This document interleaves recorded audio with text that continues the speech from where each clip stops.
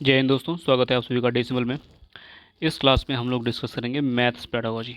ठीक है, ये क्लास है सीटेट 2023 के लिए जो एग्ज़ाम होने वाला है। तो उसमें मैथ्स पेडागोजी के 15 क्वेश्चन लगभग आते हैं। तो हम लोग जो क्वेश्चंस हैं उनका डिस्कशन करेंगे। ठीक है, और काफ़ी इंपॉर्टेंट क्वेश्चंस हैं, ये PYQ है और ये क्वेश्चन रिपीट हो सकते हैं, मतलब कि इनमें से कुछ क्वेश्चन रिपीट हो सकते हैं, इसलिए 15 क्वेश्चन है, इनको बहुत ध्यान से देखिएगा। और आपके 15 में से कितने सही होते हैं आप ये कमेंट बॉक्स में लिख सकते हैं कि आपके 15 में से कितने सही हैं। 15 अटैम्प्ट कीजिए अपने रफ रजिस्टर में लेकर के पेन। ठीक है, चलिए शुरू करते हैं आज का डिस्कशन। देखिए, पहला क्वेश्चन है, निम्नलिखित में से मुद्रा के योग का कौशल पढ़ने के लिए सबसे उपयुक्त रणनीति कौन सी है। पहला है यूज़ ऑफ ICT, मतलब ICT का उपयोग। दूसरा है रोल प्ले। तीसरा है मॉडलों का प्रयोग। चौथा है बहुत सारी समस्या या प्रश्न हल करना। ठीक है, आपको इनमें से बताना है कौन सा सही ऑप्शन है। देखिए, इस क्वेश्चन का राइट आंसर है ऑप्शन बी, रोल प्ले। ठीक है, अगला क्वेश्चन देखिए, अपनी कक्षा में गुणा की अवधारणा को पढ़ने के बाद एक शिक्षक ने अपने बच्चों से 48 को 4 से गुणा करने को कहा। उनके छात्रों में से एक ने इसे मौखिक रूप से हल किया। ठीक है, मतलब कि जो छात्र थे उनमें से एक ने मौखिक रूप से हल किया और क्या किया कि 48 को 4 से गुणा करने के लिए हम पहले 48 में 48 जोड़ते हैं जिससे 96 बनता है, और फिर 96 जोड़ते हैं जिससे 192 बनता है। इस प्रकार उत्तर 192 है। अब बताना है कि गुणा की उसकी रणनीति के बारे में आप क्या कह सकते हैं। पहला विकल्प है, बच्चे ने गुणा करने के लिए गलत विधि का उपयोग किया। संख्या को गुणा करने के लिए उसे स्थानीय स्थानीय मान एल्गोरिथम का उपयोग करना चाहिए।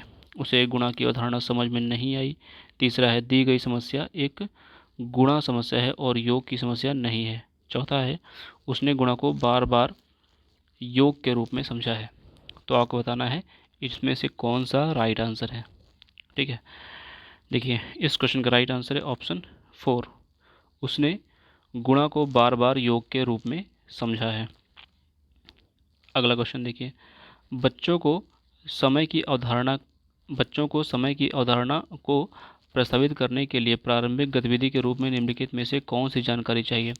पहला है, समय से संबंधित वाक्यांश के साथ पूर्व अनुभवों के बारे में चर्चा करना। दूसरा है, बच्चों को पढ़ाना कि घड़ी में समय को कैसे पढ़ा जाए। तीसरा है, बच्चों को पढ़ाना कि बीते हुए समय की गणना कैसे करें। चौथा है, विभिन्न इकाइयों में समय का रूपांतरण करना।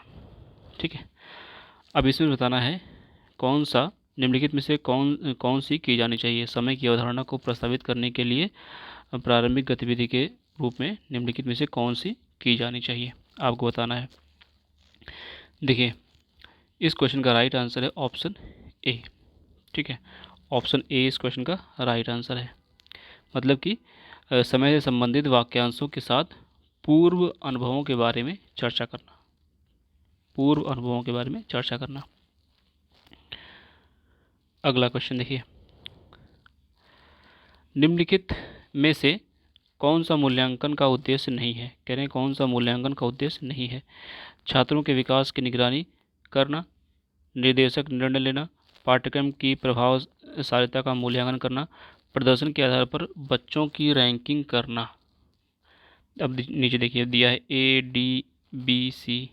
ठीक है, कौन सा है बताना है आपको, ADBC। देखिए, इस क्वेश्चन का राइट आंसर है सेकंड, मतलब कि डी। ठीक है, प्रदर्शन के आधार पर बच्चों की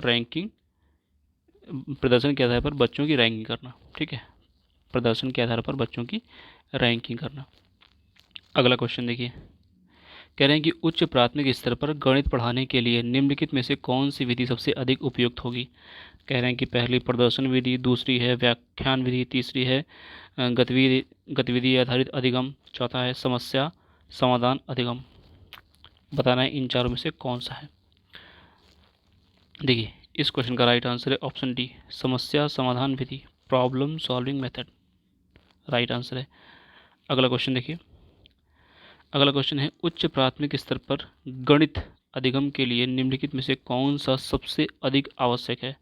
कह रहे हैं कि उच्च प्राथमिक स्तर पर, ठीक है, उच्च प्राथमिक स्तर पर, अपर प्राइमरी लेवल पर, उच्च प्राथमिक स्तर पर गणित अधिगम के लिए निम्नलिखित में सबसे अधिक आवश्यक है। एक समस्या को कई बार हल करना, किसी समस्या को हल करने के विभिन्न तरीकों की खोज करना, तीसरा है सभी सूत्रों को याद करना, चौथा है शिक्षक बोर्ड पर जो लिखता है उसका सही ढंग से नकल करना। कौन सा होगा इसका सबसे अधिक आवश्यक? बताना है आपको सबसे अधिक आवश्यक कौन सा है।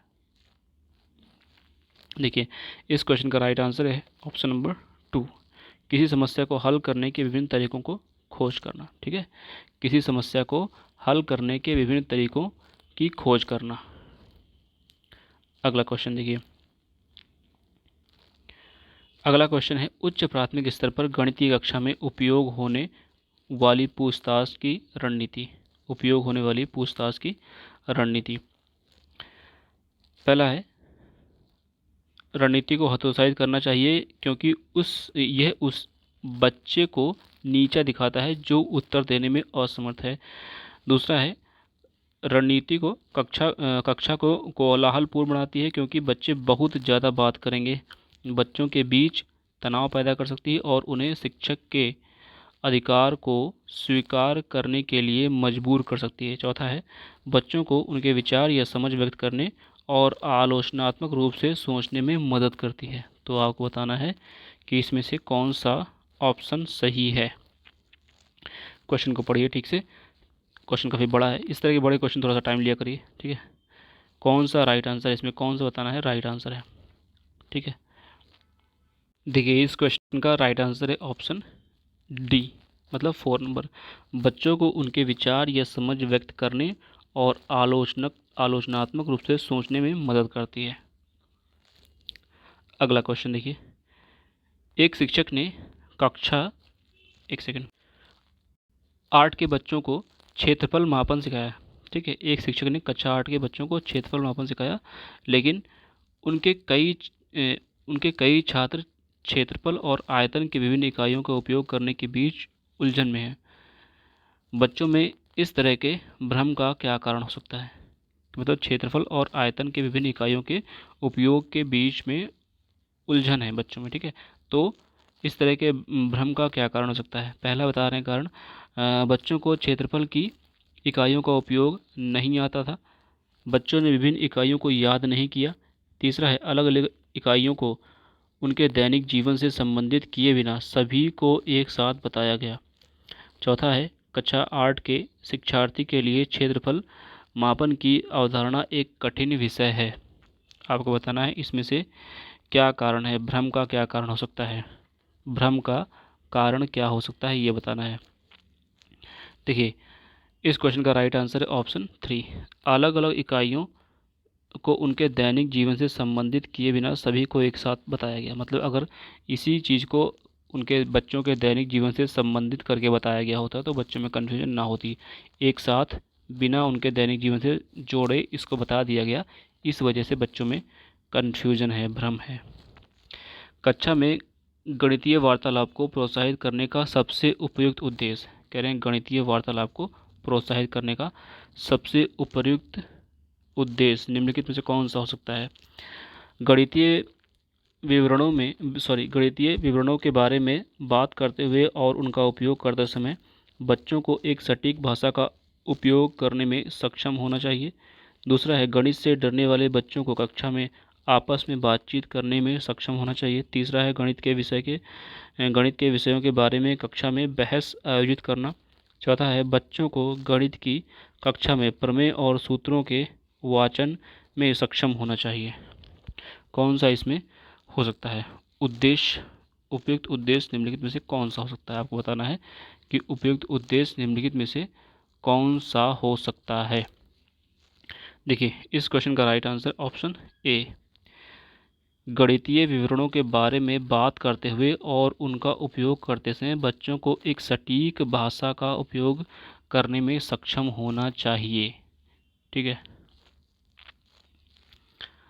अगला क्वेश्चन देखिए, अगला क्वेश्चन है गणित में नैदानिक परीक्षण का उद्देश्य।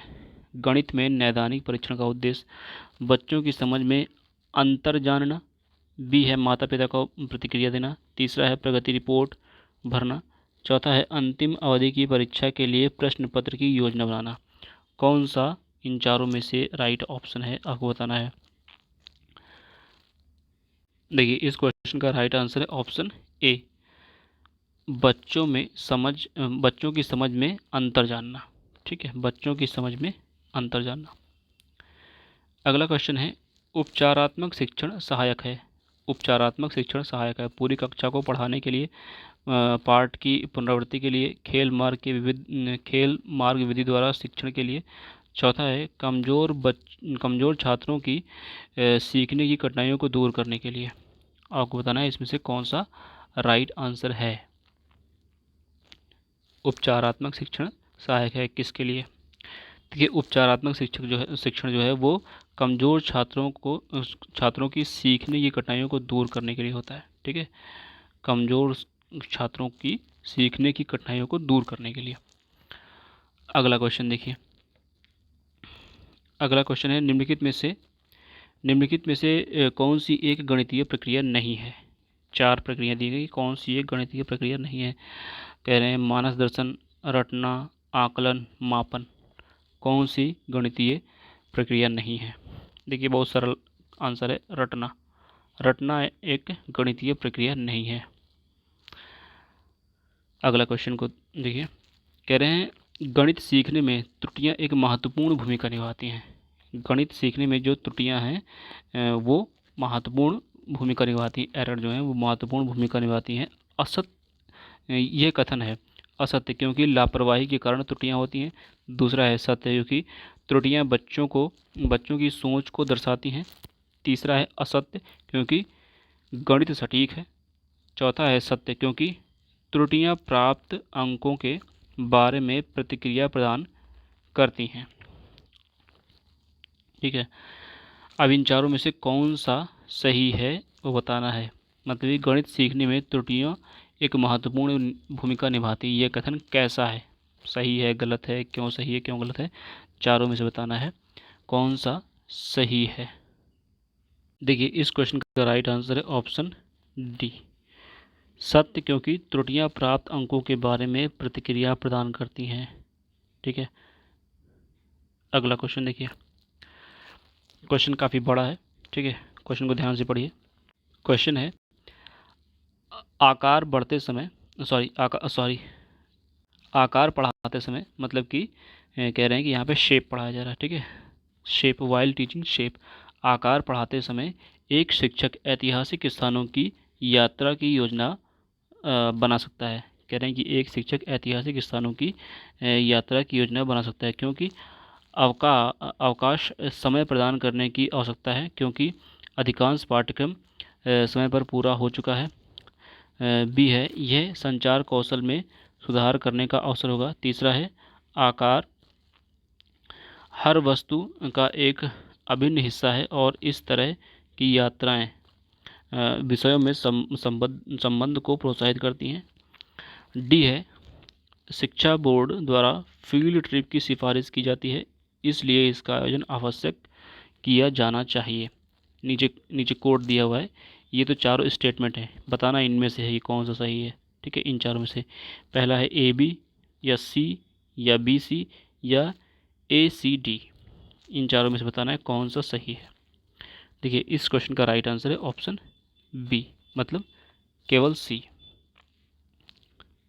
केवल सी इसका राइट आंसर है। लास्ट क्वेश्चन देखिए, क्वेश्चन है ये भी उसी तरह का है। ठीक है, बड़ा क्वेश्चन है। क्वेश्चन ध्यान से पढ़िए। ये स्टेटमेंट दी हुई है, पहले स्टेटमेंट दी हुई है 4, फिर यहाँ पर ये ऑप्शन दिए हुए हैं, बताना है कि इनमें से कौन सा सही है। ठीक है, देखिए क्वेश्चन को ध्यान से पढ़िए। क्वेश्चन है एक छात्र को एक घन की सतह का क्षेत्रफल निकालने के लिए कहा गया। एक छात्र है, उसको घन की सतह का क्षेत्रफल निकालने के लिए कहा गया। उसने आयतन निकाला। गणना में त्रुटि का या के कारण है, क्या कारण है जो गणना में त्रुटि हुई, उसका कारण क्या है? छात्र कक्षा को उबाऊ पाता है क्योंकि उसे गणित की कक्षा पसंद नहीं है। बी है छात्र उस कक्षा में अध्ययन करने के लिए उपयुक्त नहीं है। तीसरा है छात्र छात्र सतह का क्षेत्रफल और आयतन की अवधारणा को समझने में सक्षम नहीं। डी है, छात्र सतह का क्षेत्रफल और आयतन की अवधारणा को समझ गया है। तो आपको बताना है इसमें से कौन सा राइट आंसर है। ठीक है, ये नीचे नीचे ऑप्शन दिए हैं। पहला है सी, दूसरा है बी और सी, तीसरा है डी, चौथा है ए और बी। क्वेश्चन को ध्यान से पढ़िए। ठीक है, बड़ा क्वेश्चन है, क्वेश्चन को ध्यान ध्यान से पढ़िए, फिर बताइए इसमें से कौन सा सही आंसर है। ठीक है, देखिए इस क्वेश्चन का राइट आंसर है ऑप्शन ए। ऑप्शन ए मतलब सी। ठीक है, तो ये लास्ट क्वेश्चन था। ठीक है, लास्ट क्वेश्चन था, मतलब कि हम लोगों ने 15 क्वेश्चन किए पेडागोजी के। ठीक है, तो अगर आपने 15 के 15 पूरे अटैम्प्ट कर लिए हैं तो आप कमेंट में लिख सकते हैं कि आपके कितने सही हुए। ठीक है, बाकी उस तरह वाले मैथ हैं वो भी हम लोग सॉल्व करेंगे, अभी पेडागोजी सॉल्व कर ले रहे हैं। और कल हम लोगों ने साइंस के जो है जो सेकंड पेपर है, ठीक है, जो शाम को पेपर होने वाला है, उसका हम लोगों ने डिस्कशन किया था। तो अगर आपने वो वाली वीडियो नहीं देखी तो उसको ज़रूर देखिए। और इस चैनल पर आपको मतलब मैथ, इंग्लिश, सीडीपी, ठीक है, सीडीपी की वीडियो सब पड़ी हुई हैं, मैथ की पड़ी हुई हैं, इंग्लिश की पड़ी हुई हैं। ठीक है, तो आप यहाँ से अपना जो है सीटेट की तैयारी कर सकते हैं। अगर कोई क्वेश्चन है तो कमेंट बॉक्स में ले सकते हैं। आज के लिए इतना ही, मिलते हैं नेक्स्ट वीडियो में। Thank you.